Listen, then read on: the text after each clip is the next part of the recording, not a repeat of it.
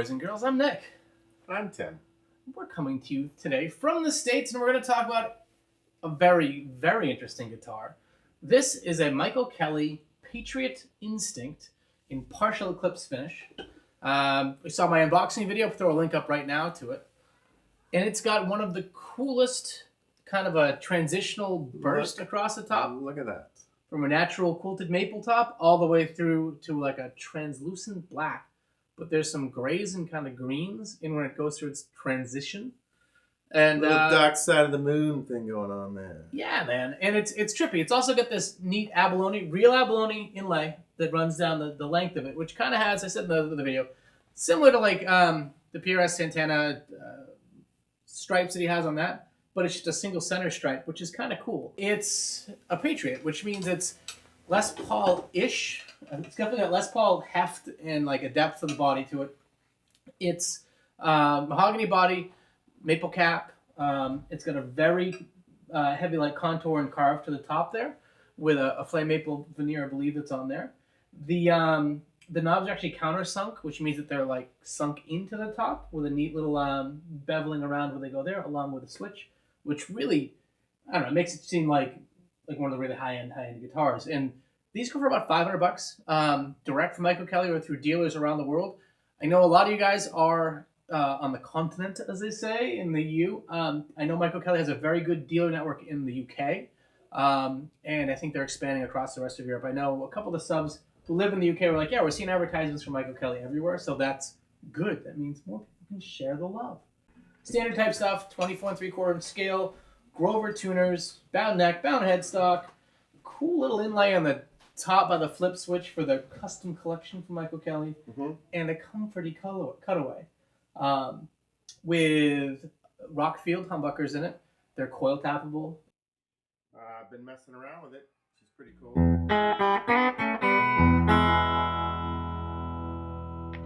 This is the neck.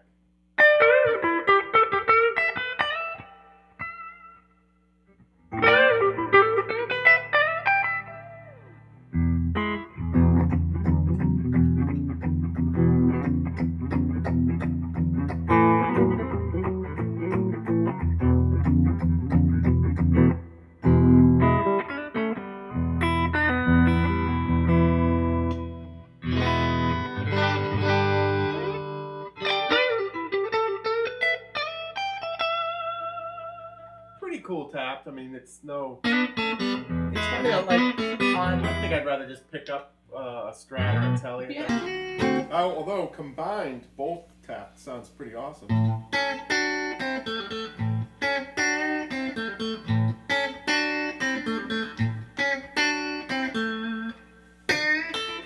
a little dirt on it too.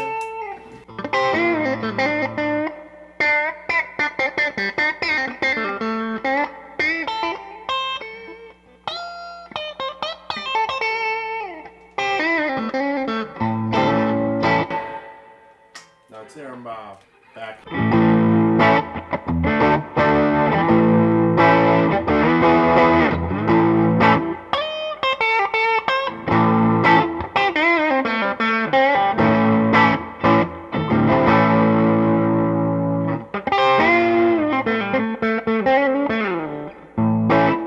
It's nice. She's got the grout, and what I like about Rockfield pickups in general and Michael Kelly's are they don't tend to be very muddy.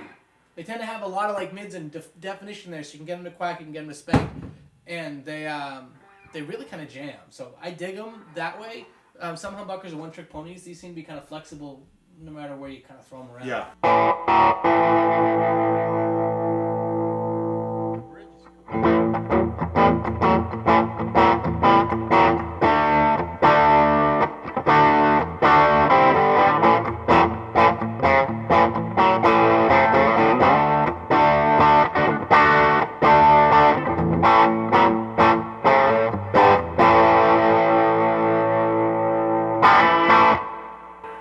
I like that. Nice little evil kind of tones. It'll cut through a mix, certainly.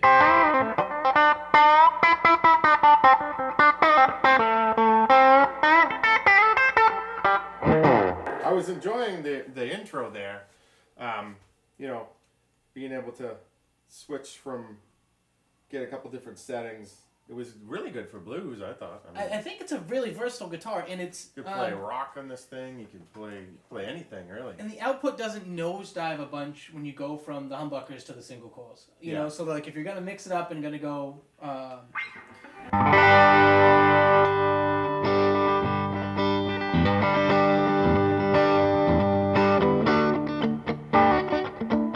Actually, I digress. That with a little dirt, yeah, you're right. Single coils of this really surprising.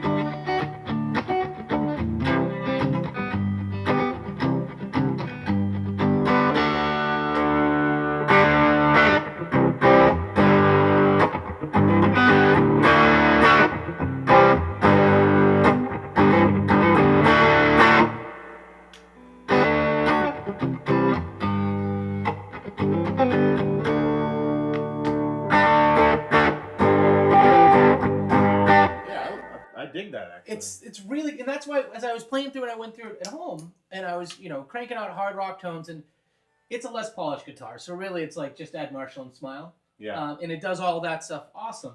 But when I went to the single coil stuff and I was doing some, you know, either arpeggio stuff or whatever, like it had this vibrancy on the single coils, and I was like, wow.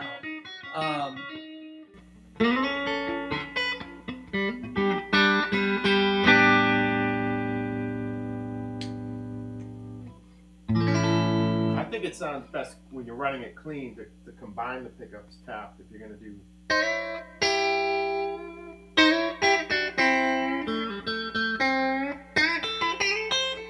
And for me, what I like, if you're used to, like if you're an acoustic player and you're coming over to electric, like the middle setting with 2 single coils is a great transition. You can play your chorded stuff, you can play that stuff, and it comes through out of an electric guitar amp pretty. Whereas sometimes if we like 2 humbuckers doing that, it can be muddy or weird or just dirty. I kind of like that on this. Actually, when I try rolling off a little.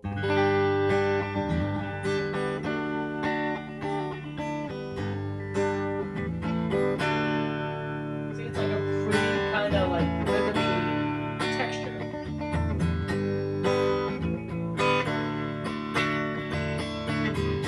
Late on a Saturday, I missed you so much you ran away.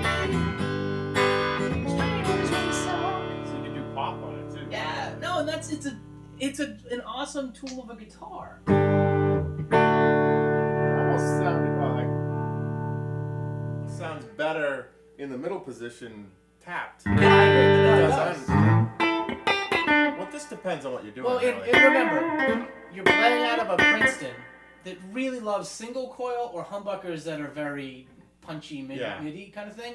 So it's gonna get along great with that. Well, that was a jangly thing. If you're doing something like this, it sounds pretty awesome. And actually, we haven't gone to this. It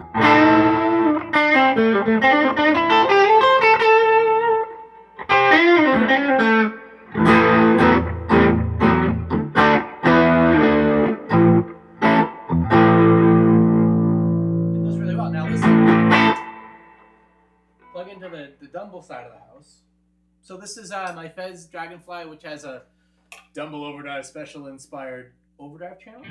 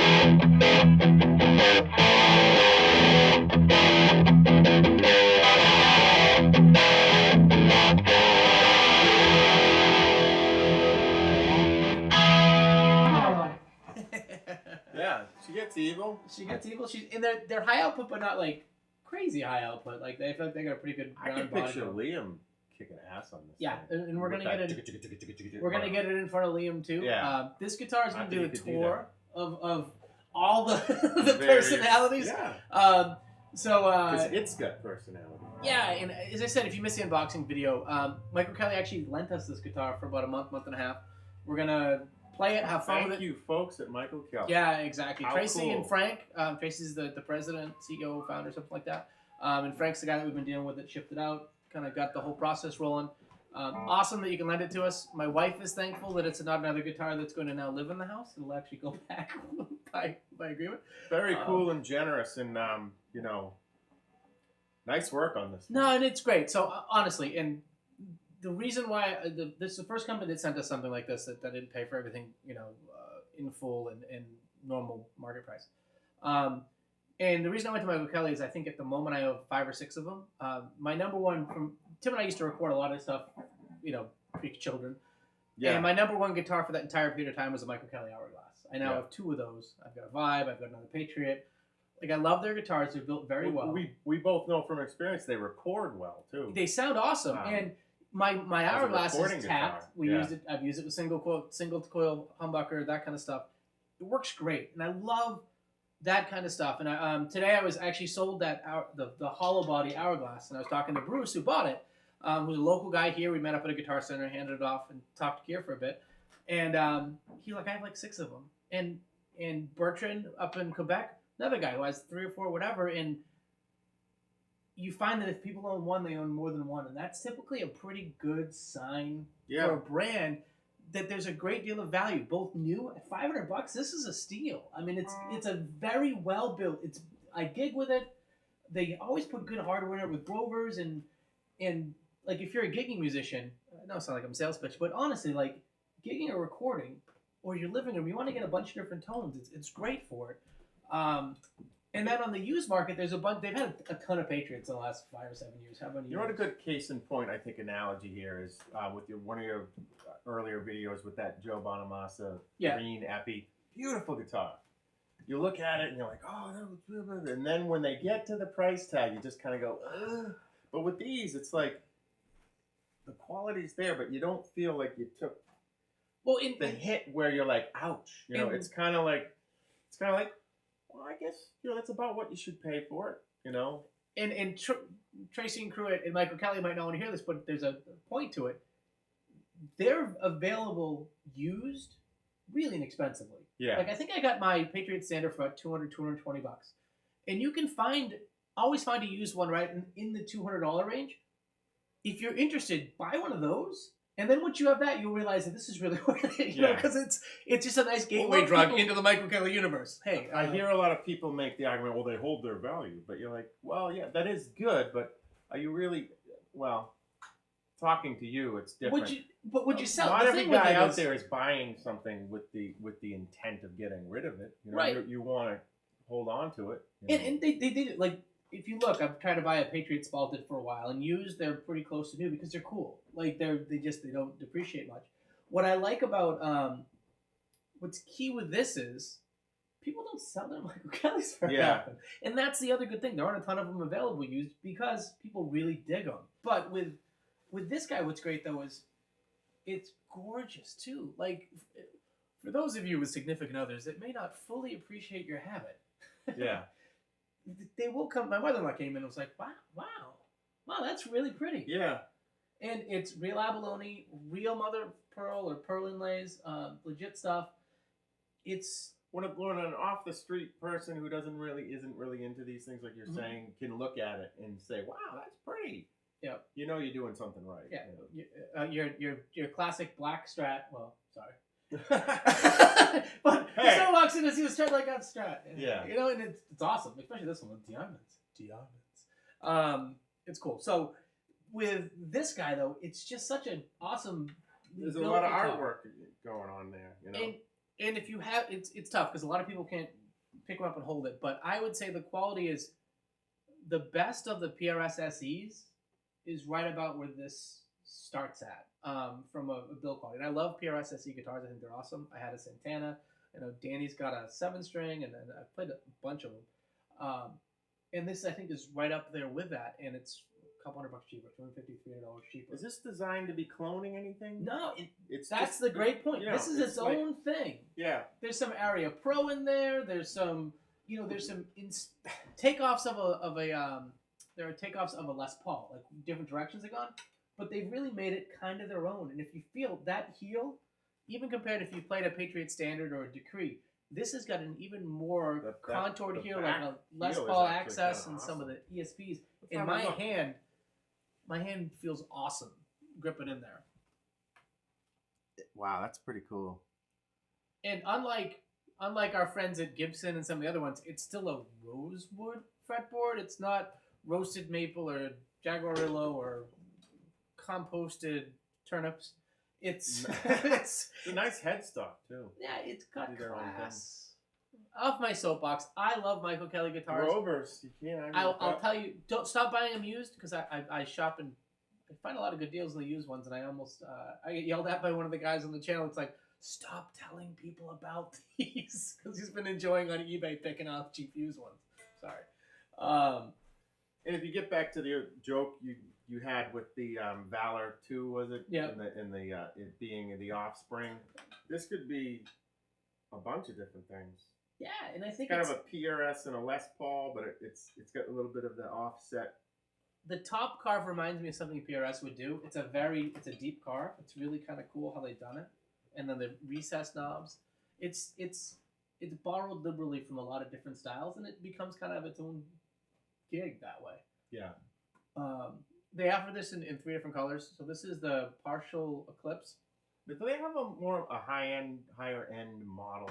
They do. So because those were the ones I think I was lusting after. So Kelly offers they offer this in another section. What they've done is they have another tier of guitars that are the same build quality, but they've done what a lot of people have done lately, like Axel USA and a few other ones, where they then add USA or English parts to it. So there's some with Lindy Fralin pickups. There's some with bare knuckle mules in it. And bare knuckles, actually, I was just talking with a guy yesterday about bare knuckle mules. A hell of a pickup. They're awesome. And they've got cool packaging, and the whole mystique around bare knuckle pickups is really cool.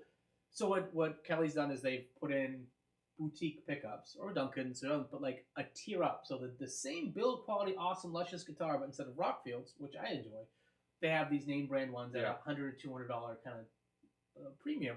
But even at that, you're still at what, like 7, 8? Yeah, I think the most expensive is $799 that I saw. Yeah, which isn't ridiculous, although they're not considered like the big name. But no, but I would say that guitar with those pickups, and we'd have to try one, but they think of what you'd pay if you bought this, you like this, but decided you really wanted a bare knuckle set of mules. A set of mules is like $200 or $300, and then paying a guy to put them in and wire them in. Where this is virgin from the factory, showing up like that. But I'll say this. I'm going to say this.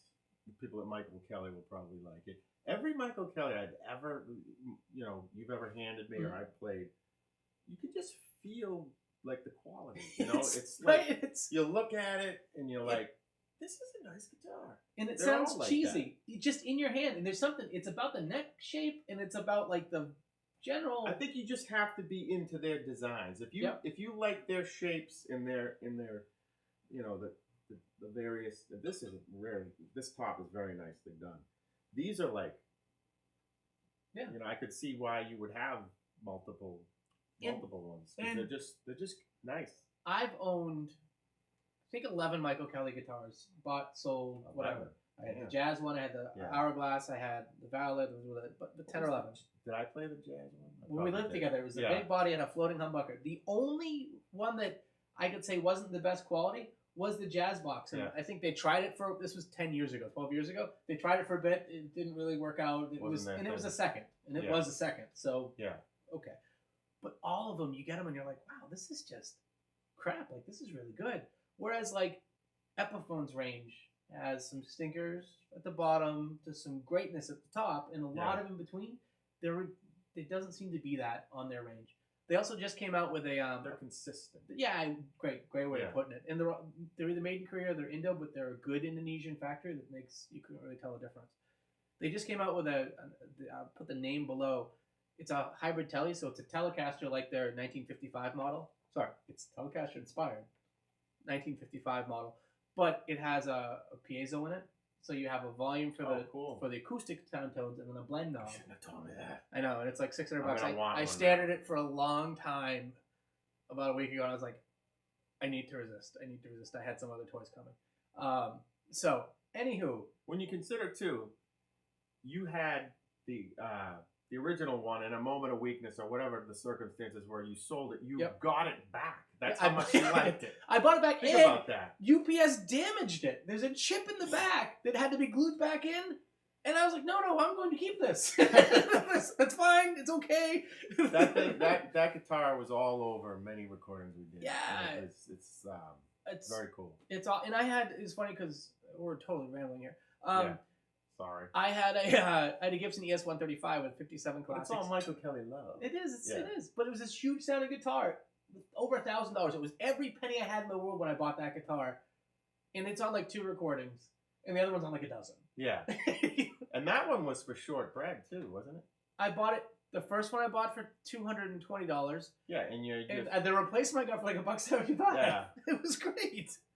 And the latest one I just got, I think, was $164 used on the hourglasses. Don't buy hourglasses. Just leave them there on eBay and let me win them, please, please, please. Okay. Actually, you know what? Just buy them all new from Michael Kelly because they're our friends. They are our friends, and they've been very gracious to lend this. So we're appreciative. This guitar, I'm gonna bring this to Liam. Liam's gonna give it a more Tool inspired. You don't want someone's dirty paws on your Michael Kelly. Exactly. Just so order Liam's one gonna do it straight off their site. You know you want it. And then Danny and I are gonna do this pickups versus a couple other guitars. So it's just kind of a tonal soundscape of where the Rockfields kind of fit into a mix between like a Gibson 57 and a Burstbucker and a couple other ones, just to kind of get a feel for it, or Epi Pro Bucker. So more to come. We're going to give this thing some workouts, and we're going to kind of splice them every couple weeks until we have to send it back, and I cry a lot. But you're going to break down and buy it. I must resist. I will be strong. The resistance. Cool. But with that, I've been Nick. And I'm Tim. Obviously, we got issues. Take care.